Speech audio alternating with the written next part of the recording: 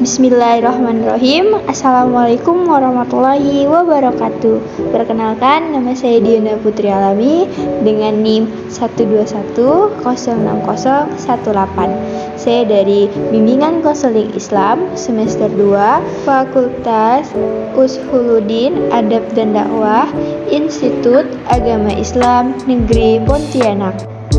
Video yang saya buat ini bertujuan untuk memenuhi tugas ujian akhir semester pada mata kuliah Dasar-Dasar Pemahaman Tingkah Laku dengan nama dosen Ibu Bariyati, SPD, MPD. Nah, dalam video ini saya akan membahas 3 materi. Yang pertama, pendidikan karakter. Yang kedua, perkembangan kecerdasan dan kepribadian. Dan yang terakhir, yang ketiga, motif, motivasi, dan sugesti. Oke, yang pertama, pendidikan karakter. Apa sih pendidikan karakter itu? Sebelumnya kita bahas satu-satu dulu ya. Apa itu pendidikan dan apa itu karakter? Pendidikan. Pendidikan menurut pasal 1, butir 1, Undang-Undang 20/2003, pendidikan adalah usaha, sadar, dan terancang untuk mewujudkan suasana belajar dan proses pembelajaran agar peserta didik secara aktif mengembangkan potensi dirinya untuk memiliki kekuatan spiritual, agama, pendalaman diri, kepribadian, kecerdasan, akhlak mulia, serta keterampilan yang diperlukan dirinya, masyarakat, bangsa, dan negara. Secara umum, pendidikan merupakan interaksi antara faktor-faktor yang terlibat di dalamnya guna mencapai tujuan pendidikan. Sedangkan karakter merupakan keseluruhan disposisi koordinat dan disposisi yang telah dikuasai secara stabil yang mendefinisikan seseorang individu dalam keseluruhan tata perilaku psikisnya dan menjadikannya tipikal dengan cara berbicara dan bertindak. Adapun menurut Iman Ghazali, karakter adalah suatu sifat yang tertanam dalam jiwa yang menimbulkan perbuatan-perbuatan dengan mudah tanpa melakukan pertimbangan pikiran. Jadi, dapat kita simpulkan bahwa pendidikan karakter adalah hal positif apa saja yang dilakukan oleh guru dan berpengaruh kepada karakter siswa yang diajarnya. Secara lebih jelas dan konstitual, Likon dalam Megawangi 2007 menyebutkan ada 3 komponen pendidikan karakter, yaitu moral knowing atau pengetahuan tentang moral, moral feeling atau perasaan tentang moral, dan yang terakhir moral acting atau perbuatan moral. Moral knowing adalah hal yang penting untuk diajarkan. Terdiri dari 6 hal, yaitu moral awareness atau kesadaran moral, knowing moral values atau pengetahuan nilai-nilai moral, perspective thinking mengambil sudut pandang, moral reasoning pertimbangan moral, decision making pembuatan keputusan, self knowledge mengenal diri sendiri. Setelah moral knowing, selanjutnya ada moral feeling. Moral feeling adalah aspek perasaan yang harus ditanamkan. Ada hal yang merupakan aspek emosi yang harus mampu dirasakan oleh seseorang untuk menjadi manusia yang berkarakter, yakni nurani, percaya diri, merasakan penderitaan orang lain, mencintai kebenaran, mampu mengontrol diri, dan yang terakhir, kerendahan hati. Setelah moral feeling, selanjutnya ada moral action. Moral action adalah bagaimana membuat pengetahuan moral dapat diwujudkan menjadi tindakan nyata. Untuk memahami apa yang mendorong seseorang dalam perbuatan yang baik, moral action, maka harus dilihat dari 3 aspek lainnya dari karakter, yaitu kompetensi, keinginan, dan yang terakhir kebiasaan. Dengan memperhatikan hal-hal tersebut di atas, maka diharapkan subjek didik dapat memenuhi aspek-aspek pengetahuan kebaikan, mencintai kebaikan, menginginkan kebaikan, dan yang terakhir, mengajarkan kebaikan. Selanjutnya, pembinaan moral dan karakter bangsa sangat terkait erat dengan peningkatan kualitas, pembangunan pendidikan, dan peningkatan kesejahteraan masyarakat. Dalam kaitan dengan menyelenggarakan pendidikan, maka pemerintah telah bertekad untuk menjadikan pendidikan menjadi landasan utama dalam pembinaan dan penumbuhan kembangan karakter positif bangsa. Untuk itu, maka pemerintah telah menetapkan bahwa perkembangan pendidikan harus diarahkan pada 3 hal pokok, yaitu yang pertama, pendidikan sebagai sarana untuk membina dan meningkatkan jati diri, untuk mengembangkan seseorang sehingga sanggup mengembangkan potensi yang berasal dari fitrah, sanggup mengembangkan potensi yang berasal dari fitrah insan dari Allah Subhanahu wa Ta'ala.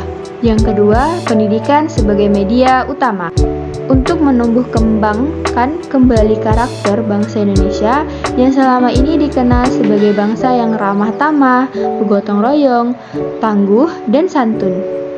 Selanjutnya yang terakhir, ketiga, pendidikan sebagai tempat pembentukan wawasan bangsa, yaitu perubahan pola pikir warga bangsa yang semula berorientasi pada kesukaan menjadi pola pikir kebangsaan yang utuh. Melalui wawasan kebangsaan dapat dibangun masyarakat yang saling mencintai, saling menghormati, saling mempercayai, dan bahkan saling melengkapi satu sama lain dalam menyelesaikan berbagai masalah pembangunan. Selanjutnya, konsep pendidikan karakter. Menurut para ahli psikolog, beberapa nilai karakter dasar tersebut adalah cinta kepada Allah dan penciptanya, alam dengan isinya, tanggung jawab, jujur, hormat dan santun, kasih sayang, peduli, dan kerjasama, percaya diri, kreatif, kerja keras, dan pantang menyerah, keadilan dan kepemimpinan, baik dan rendah hati, toleransi, cinta damai, dan cinta persatuan. Pendidikan karakter telah menjadi perhatian berbagai negara dalam rangka mempersiapkan generasi yang berkualitas, bukan hanya untuk kepentingan individu, warga negara, tetapi juga untuk warga masyarakat secara keseluruhan. Pendidikan karakter dapat diartikan sebagai usaha kita secara sengaja dari seluruh dimensi kehidupan sekolah atau madrasah untuk membantu pembentukan karakter secara optimal. Selanjutnya, tujuan pendidikan karakter.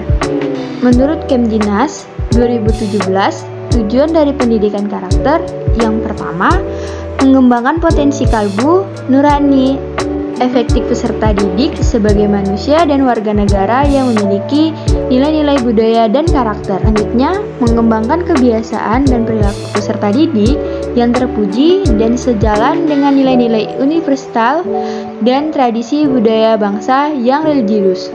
Yang ketiga, menanamkan jiwa kepemimpinan dan tanggung jawab peserta didik sebagai generasi penerus bangsa, mengembangkan kemampuan peserta didik untuk menjadi manusia yang mandiri, kreatif, dan berwawasan. Dan yang terakhir, mengembangkan lingkungan kehidupan sekolah sebagai lingkungan belajar yang aman, jujur, penuh dengan kreativitas, dan persahabatan. Itulah penjelasan dari materi tentang pendidikan karakter. Selanjutnya, saya akan membahas tentang materi perkembangan kecerdasan dan kepribadian. Dalam materi ini, saya akan membahas tentang perkembangan kecerdasan pada anak. Menurut Jane Piaget, tahun 2013, perkembangan manusia melalui 4 tahap perkembangan kognitif dari lahir sampai dewasa. Proses-proses penting dalam tahap ini adalah yang pertama, pengaturan, kemampuan untuk mengurutkan objek menurut ukuran, bentuk, atau ciri lainnya. Contohnya, bila diberi benda berbeda ukuran, maka dapat mengukurkannya dari benda yang paling besar dan yang paling kecil. Yang kedua, klarifikasi, kemampuan untuk memberi nama dan mengidentifikasi serangkaian benda menurut pilihan, ukuran, atau karakter lainnya, termasuk gagasan bahwa serangkaian benda-benda dapat menyertakan benda lain ke dalam rangkaian tersebut. Selanjutnya, endetik. Anak mulai mempertimbangkan beberapa aspek dari suatu permasalahan untuk bisa mencapainya. Sebagai contoh, anak tidak akan lagi menganggap cangkir lebar tapi pendek lebih sedikit isinya dibanding cangkir kecil yang tinggi. Selanjutnya, reversibility. Anak mulai memahami bahwa jumlah atau benda-benda dapat diubah, kemudian kembali ke awalnya. Untuk itu, anak dapat dengan cepat menentukan bahwa 4 tambah 4 sama dengan 8, 8 dikurang 4 akan sama dengan 4 jumlahnya sebelumnya. Selanjutnya, konservasi. Memahami bahwa kuantitas, panjang, atau jumlah benda-benda adalah tidak berhubungan dengan pengaturan atau tampilan dari objek atau benda-benda tersebut. Sebagai contoh, bila anak diberi cangkir yang seukuran dan isinya sama banyak, mereka akan tahu bila air dituangkan ke gelas yang lain yang ukurannya berbeda, air di gelas itu akan tetap sama banyak dengan isi cangkir lain. Dan yang terakhir, penghilangan sifat egosentrisme. Kemampuan untuk melihat suatu dari sudut pandang orang lain, bahkan saat orang tersebut berpikir dengan cara yang salah. Selanjutnya, kecerdasan menurut multiple intelligence, yang dimana menurutnya kecerdasan itu berbeda-beda, tetapi semuanya sederajat. Semua kecerdasan memiliki manusia dalam kabar yang tidak persis sama. Yang kedua, kecerdasan dapat dieksploitasi, ditumbuhkan, dan dikembangkan secara optimal. Yang ketiga, terdapat banyak indikator kecerdasan dalam tiap-tiap kecerdasan. Yang keempat, semua kecerdasan yang berbeda tersebut bekerja sama untuk mewujudkan aktivitas yang dilakukan individu. Yang kelima, manusia jenis kecerdasan tersebut ditemukan di seluruh atau semua lintas kebudayaan di seluruh dunia dan kelompok usia. Dan yang terakhir, keenam, saat seseorang dewasa, kecerdasan diekspresi melalui rentang pencapaian profesi dan hobi. Selanjutnya, pengertian kepribadian. Kepribadian adalah organisasi yang dinamis. Klien sebagai sistem psikosis yang menentukan caranya yang khas dalam menyesuaikan diri terhadap lingkungan. Kepribadian selalu berkembang dan berubah. Tidak ada dua orang yang benar-benar sama dalam cara untuk menyesuaikan dirinya terhadap lingkungan. Jadi, tidak ada manusia memiliki kepribadian yang sama dalam dunia ini. Fase perkembangan kepribadian menurut psikoanalisis meliputi sebagai berikut. Fase yang pertama, fase oral dari 0 sampai 1 tahun. Sumber dinamika kenikmatan adalah melalui mulut. Yang kedua, fase anal dari 1 sampai 3 tahun. Sumber kenikmatan adalah anus atau pembuangan. Fase falis dari 3 sampai 5 tahun. Sumber dinamika kenikmatan adalah alat kelamin. Selanjutnya, fase laten dari 6 sampai 12 tahun. Pada fase ini, seseorang selalu mengalami tekanan-tekanan. Selanjutnya, fase pubertas dari 13 tahun sampai 20 tahun. Fase ini, impuls-impuls timbul akibat dari masa pertumbuhan. Selanjutnya, fase terakhir yaitu fase genital, yaitu dari 20 tahun ke atas. Impuls diarahkan kepada hal-hal yang berhubungan dengan sifat kedewasaan. Tipe kepribadian yaitu ada dua, yang pertama introvert dan extrovert. Faktor yang mempengaruhi perkembangan kepribadian. Yang pertama, faktor genetik atau bawaan. Masa dalam kandungan dipandang sebagai saat yang kritis dalam perkembangan kepribadian. Sebab tidak hanya sebagai saat perbentukan pola-pola kepribadian, tetapi juga sebagai masa pembentukan kemampuan yang menentukan jenis penyesuaian individu terhadap kehidupannya setelah kelahiran. Faktor yang kedua adalah faktor lingkungan. Faktor lingkungan terbagi menjadi dua, yaitu keluarga dan kebudayaan. Terus, yang ketiga, faktor sekolah. Setelah saya menjelaskan ini, selanjutnya kita akan menuju ke materi berikutnya, yaitu motif, motivasi, dan sugesti. Nah, sesuai judulnya, mari kita bahas satu persatu. Yang pertama, motif. Motif merupakan suatu dorongan, hasrat, keinginan, dan tenaga penggerak lainnya yang berasal dari seseorang. Motivasi merupakan suatu yang membangkitkan motif atau menggerakkan seseorang untuk berbuat sesuatu dalam rangka mencapai suatu kepuasan atau tujuan. Sedangkan sugesti merupakan cara memberikan suatu pandangan atau pengaruh oleh seseorang kepada orang lain dengan cara tertentu sehingga orang tersebut mau mengikuti pandangan atau pengaruh tersebut tanpa berpikir panjang. Selanjutnya, indikator motif dan motivasi.